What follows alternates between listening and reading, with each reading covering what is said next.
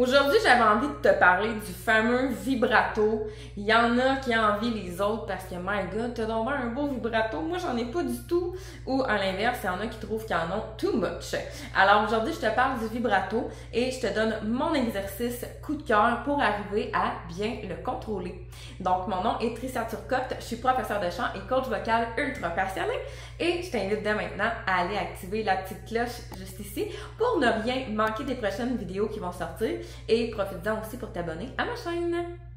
Alors, moi, quand j'ai commencé à chanter il y a plusieurs années, ben pour arriver à faire un vibrato, la seule façon que je connaissais, c'était une façon fake. Alors, c'était d'aller shaker la tête comme ça, par exemple. Et je pensais que c'était ça faire un vibrato. Je me trompais sur presque toute la ligne en fait, parce que non, c'est pas la tête qui va créer le vibrato, ça va vraiment se passer ici à l'intérieur. Alors mon exercice coup de cœur que je pratique depuis des années avec mes clients, eh bien c'est les lignes de vibrato. Alors ça comme ça ici, on pourrait aussi inverser les étapes dans le sens que si toi tu dis hey, moi j'ai vraiment trop de vibrato, ben je te suggère de faire ça ici. Et inversement, ben, tu pourrais commencer par le numéro 4 au lieu du numéro 1. Donc, ça peut aussi se faire à l'envers, il n'y a pas de problème. Tu choisis la note de ton choix. Donc, par exemple, comme ça. Alors, sur un A, tout simplement, sur la note de mon choix, j'irai au numéro 1 essayer de faire une ligne droite. Alors, que la voix ne shake pas du tout, donc qu'il n'y ait pas de vibrato. On l'essaye ensemble.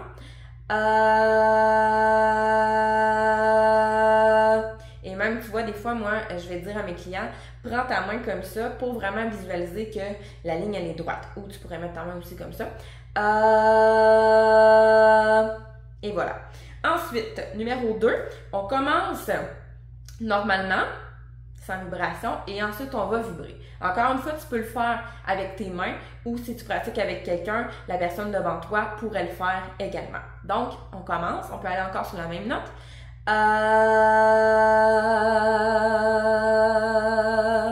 Et souvent, je l'ai déjà dit aussi dans une vidéo vibrato versus les fioritures, ben souvent le vibrato, on va le retrouver un petit peu plus entre des demi-tons. Donc, on oscille entre deux demi-tons.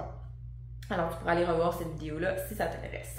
Numéro 3, là, on y va à l'inverse. Donc, on vibre et ensuite, on y va normal, ligne droite.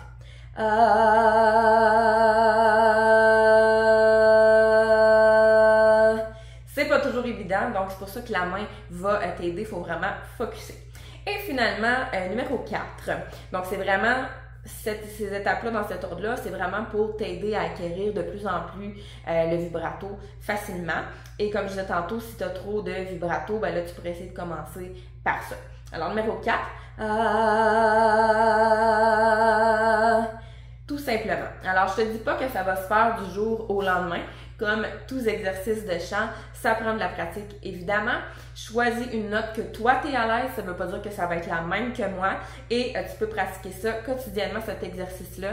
Je te suggère de pratiquer au moins 15 minutes par jour. Pas nécessairement juste cet exercice-là, mais ton chant si tu veux vraiment voir des résultats, voir une amélioration. Alors, je te souhaite beaucoup de plaisir dans ta pratique du chant et on se dit à très bientôt pour une prochaine capsule vocale.